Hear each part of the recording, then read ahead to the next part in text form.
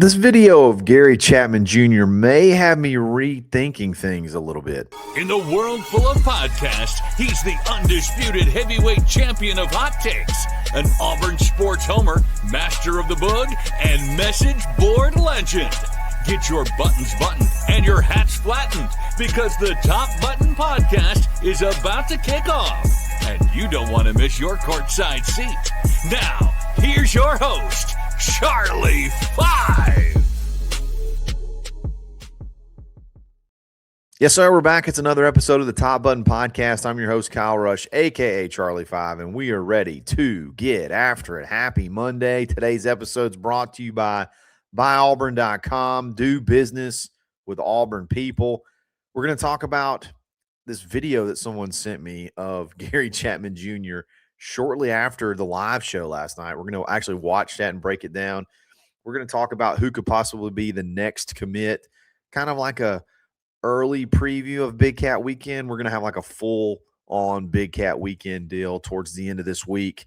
And then we're going to talk some baseball there towards the end. But, yeah, so last night, if you tuned into the live, we talked about Gary Chatman Jr., and I think for the most part we were incredibly realistic. I think it was Zach Blackerby, Ben Taylor, and myself, and I think we asked the question, what are the odds? I know, actually, I think we asked two questions. Number one was, if we had to bet right now, would we think Gary Chatman Jr. would start? I think none of us said started a game in Auburn. I think all of us said probably not if I had to bet right now. Then I think the second question was, do we think that the starter for 2027 is on the roster percentage-wise? And I think those two guys said they thought it would be under 50%. I didn't really give a take, but someone sent me a video afterwards, and they're like, dude, I get it. I understand all the stuff around Gary Chatman Jr. The statistics weren't eye-popping last year. He goes, but look at this video and look at his traits, and I'm going to play it for you, and then we're going to talk through it. Now, granted, this is against air, but still, it's a lot of just him going through like a quarterback workout. This is I can't remember the name of the quarterback school he goes to, but the release to me and the mechanics are incredibly impressive. Like that right there is a laser beam. I know if you're listening on audio, that's not the best audio content right there. But basically it's a video of him going through a workout against air. And I think the biggest thing is when you're a smaller guy, and I think he's a smaller guy. I think he measured in. Now, obviously he can grow, but one of the things I saw, especially on his 247 profile, was that before some camps his junior summer, so this was last summer, he measured in just under 6 foot. Okay, so doesn't mean he can't grow an inch or two from then till now. So I'm not questioning any roster stuff that's out there about him right now. But regardless, back then, a little bit under 6 feet. If you're going to be a smaller guy, you have to be elite in other places. And that throwing motion and that release, that is elite. That is elite arm strength, arm talent. Now, again, we're just talking about throwing against air. You got to put it on the field. And if he's going to make it in this level, those attributes right there are what's going to carry him. Being able to move around, which he does really, really well, above average to good runner, and then having the arm talent to make up for any lack or any disadvantage that size gives you. I don't want to say that like made me think he's going to be like the next big starter at Auburn. But I guess from watching his huddle film and then seeing something like that, there's something there, okay? That kid's a player. I don't know where. I don't know if it's going to be at Auburn, but that kid's a player, and I'm glad that he's going to be in this class because you never really know what will happen. One funny thing, and this may be sort of getting sidetracked a little bit, but if you watched the show last night, we spent like the first couple of minutes, I don't know, 5 or 6 minutes talking about like just our overall thoughts of Gary Chatman Jr. and positive but realistic. I felt like there was not one single person I think said this guy's going to start as a freshman, this guy's an All-American, this guy's unbelievable, this guy's vastly underranked, he should be a 5-star. I mean, tell me if I'm wrong. I feel like it was pretty realistic, right? What was the first topic I went into? The first topic I went into after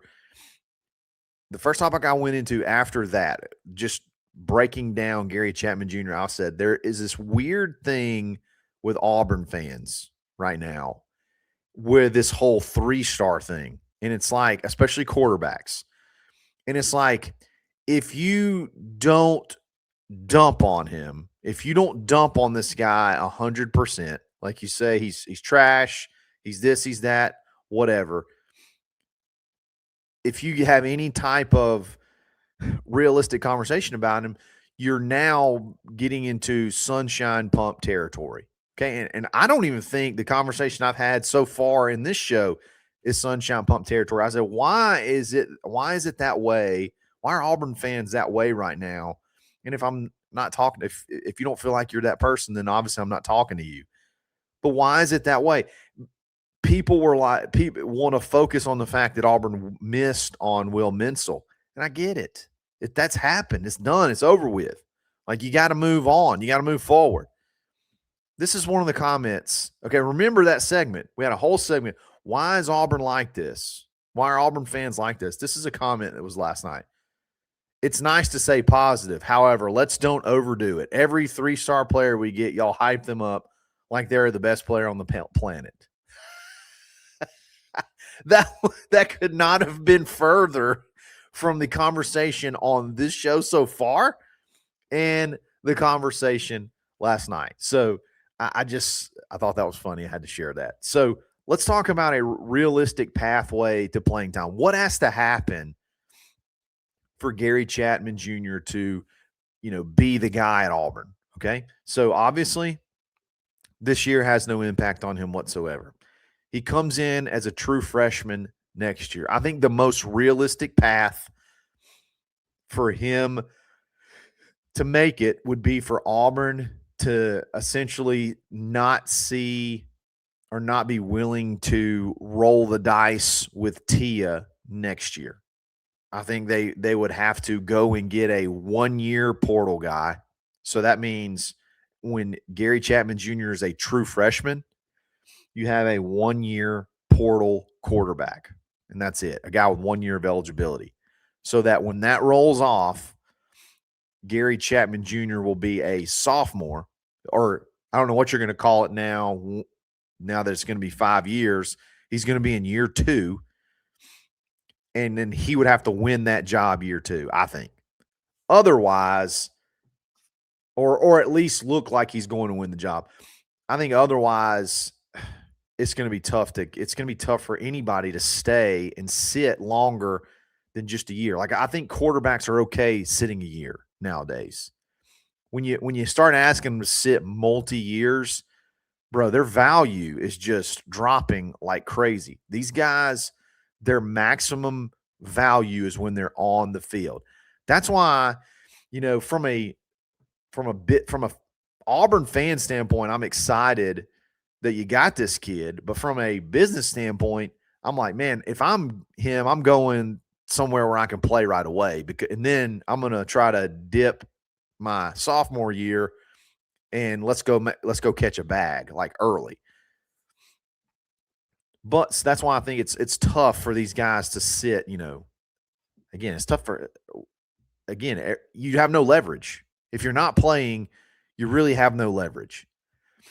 So I think that's the best scenario. Next year, 1-year quarterback, and then he continues to develop. He comes in and it's like, hey, I'm on fire. I'm ready to go win a job. And that arm talent right there that we watched, that release, everything about that translates over to college football.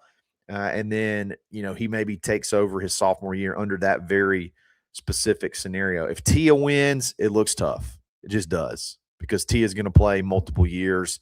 Now, more than likely, he'd be sitting multiple years, and that's just not – I just don't feel like that's really feasible or that's reasonable in today's college football. So, overall, I do feel better about him than the conversation we had last night. And I like the kid as a player. I think he could be a good player.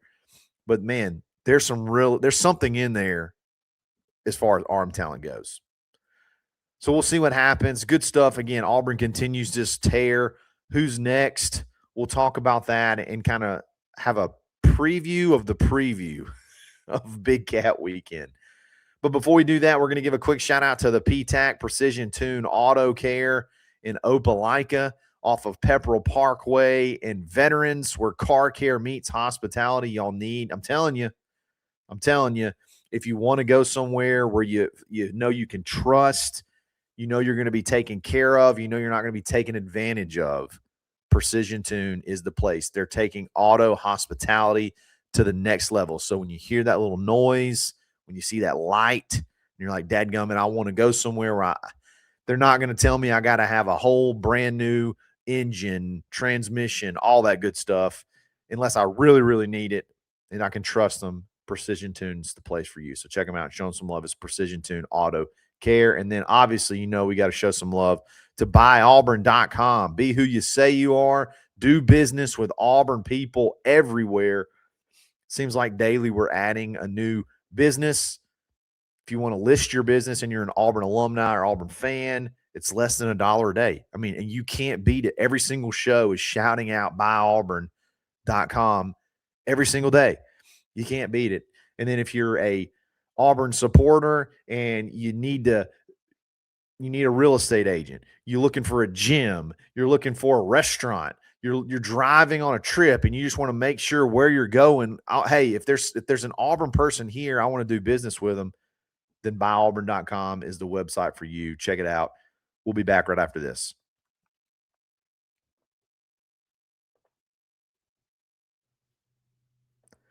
So let's talk a Big Cat Weekend preview for the preview. Preview of the preview for Big Cat Weekend. It's coming up this weekend, May 16th.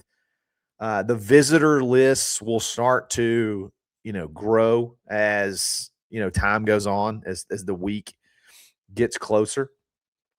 And I think a lot of these guys, every single Big Cat Weekend, you have a big commit. Like you have, and sometimes you have multiple. I mean, everybody remembers the one a couple of years ago when you had like DeMarcus Riddick committing like the run up to the week of Big Cat Weekend. You had the Perry Thompson flip, and then you had a couple of the kids from the next class. I think maybe Shadarius Toodles won at that point in time, and he's on the roster right now. So you can expect some more commits, and that'll kind of keep this train rolling in quote-unquote commit season for Auburn, and to be a really good kickoff into official visit season, which official visits really, really start ramping up after this weekend. Like I think next weekend, not this coming weekend, but if this was the 16th, so the 23rd is a really, really big recruiting official visit weekend, and so on and so forth. So it's like a really big kickoff. I kind of like how they placed it. I don't know if they did that on purpose, but it's really like a introduce everybody, get fired up for your official visits. Some guys are coming in back-to-back weekends. So expect some fireworks this weekend. And you may even expect some fireworks before this weekend. It's happened before. Again, I just mentioned DeMarcus Riddick. So who's next? Some of the guys on the list. Now, Carlos May has been out there for a long time. Like that name, there was a prediction in there a long time ago. You feel like he's the big defensive lineman, interior defensive lineman from Ramsey High School here in Alabama, up in Birmingham. He's 6'3", 305. I mean, that would be You get him plus Donovan Moore. I mean, that's a pretty good defensive line class. I mean, he's right there as far as guys that are, you just feel like, oh man, just pull the trigger. Just get in the class. You know what I mean? So that could be one to watch. I love Nash Johnson. Nash Johnson may be my favorite player in this class. Just no joke. Like, the kid's a freak athlete. I know he's only a 3-star. I don't care. I really do not care. I don't expect that ranking to stay much longer. From McEachern over there in McEachern High School in Georgia, where Auburn's had a lot of basketball success. He's another one. I know I think he officially visits the very next weekend. So could they get him to pull the trigger before his official? I don't know. We'll see. I know it's going to be more festive this particular weekend than it will be business. I mean, unfortunately, that's what it is. On those official visits, you're coming in, you're doing business. So I still think he's one to watch. Jeremiah Culpepper, I think, is probably going to wait until his official visit, but he's one, a linebacker from Troup County over there in LaGrange. Really, really good player. Marquise Evans from Spain Park. He's one that I am shocked he's not already committed. Yeah, again, pass rusher from Spain Park. A lot of guys that are going to be here this weekend, but I think those are a couple of the names that I'd be on the lookout for, and there could be others that pop up as the week goes on. But this is the big weekend. This is Alex Golish's first chance. He's probably going to have the most recruits at his disposal at one point in time, and at maybe any point in his whole career. As far as high-level recruits, you're going to have, again, like probably 30 to 40 of the top guys in attendance. Going to be a lot more relaxed, a lot more activities. It's not going to be super business oriented, which is funny because I don't even know necessarily how Alex Golish is going to turn it into business at some point in time. I would imagine they're going to get on a whiteboard. They're going to get in a meeting room because that's just how he's all about. Man, we're here to win football games, and not from a boring or not from a standpoint where it like makes you, tune out. He's very engaging, but it's like, hey man, we can do the pie eating contest and we can do sack races and scavenger hunts and stuff like that and pool parties. But we're going to talk about football. Like, at some point in time, we're going to be here talking about football. So as the week goes on, that should be a lot more news coming out. But Auburn's on a heater right now recruiting. They'll definitely keep that going this weekend as Big Cat Weekend rolls in. Let's talk baseball really quick. Auburn, we talked about it a little bit last night. Auburn sits in at number 3 in the RPI.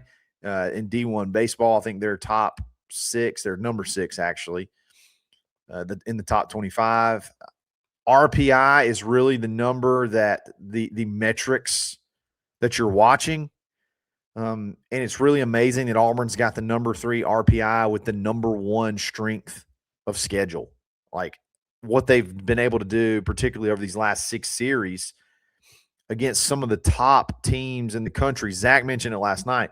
Like, we were talking about in the last 3 series at Texas A&M, at Mississippi State, at home against Georgia, we're like, geez, just don't get swept.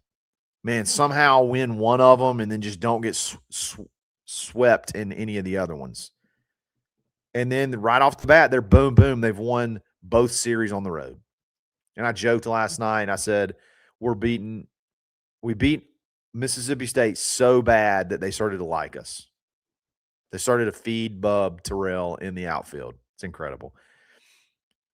You got Jacksonville State, which Zach appropriately mentioned is not a state. They're another team, though, that is in the top 40. They're 34 in RPI. So, like, they're a really good team. They're 40-11. And obviously we took one on the chin from them as well earlier. So don't have a slip up there, but even if you do, it's on the road. It wouldn't necessarily kill you, but I want to just keep this train rolling. And then you got Georgia, who's pretty much I guess they have the SEC locked up, and Georgia is sitting at 14 in the RPI. They got a really good record.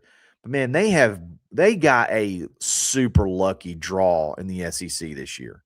They had a fantastic draw. I mean, you had LSU series, Missouri series, Ole Miss, which is right around 500, Arkansas, which is another team I think that was right around 500 in comp. No, they're 15-12, so they're not much different than us. They played Tennessee, which is under 500. Florida, again, they lost the Florida series, which is 15-12. They're a game behind us. I say all that to say they haven't played Texas A&M, Alabama, and Mississippi. I think they did play Mississippi State. So, like, Auburn, we've played all, like, the top half teams, almost all of them. And if you play Georgia, you just about will have played every single team 1 through, 1, 2, 3, 4, 5, 6, 7. You played all of the top 7 teams in the conference. So could you catch them? Could you catch them a little off, unmotivated? How about that? Because, I mean, honestly, you could sweep them and they still win the conference. They're that far ahead of everybody. They'd win it by a couple of games, it looks like. So everything is shaping up really, really well for Auburn to be a national seed. Everything's shaping up really, really, may already be shaping up to be a national seed, to be able to host a super regional. I love Auburn's pitching in those formats. Man, I love Auburn's pitching in a regional. You can throw out you treat it just like a regular week. You have your midweek guy start it off. You're probably going to get a good matchup, and then boom, you get to drop the bombs on them the next couple of games. And then you go into the super regional. And I'm just saying, Auburn in a 3-game series right now is tough to beat. The bats are going to come alive at some point. You can't just keep those guys hitless. You can't keep those guys from scoring for very long. And then the pitching is just elite. You got guys that can go the distance, free up the bullpen. I mean, it's just a complete team, it feels like. So let's get behind them and support them. We're going to do some barn casts for postseason, which is going to be fun. We might start it in the SEC tournament. So a lot of fun for baseball on the horizon. Guys, let me know what you think. Let me know what you think about Gary Chatman Jr., the little clip we watched. What are the odds you think that he could be a starter one day in Auburn? Let me know what you think about that, and we'll talk again soon. It's another episode of the Top Button Podcast. Stay buttoned. Thanks for listening, and drive home safely.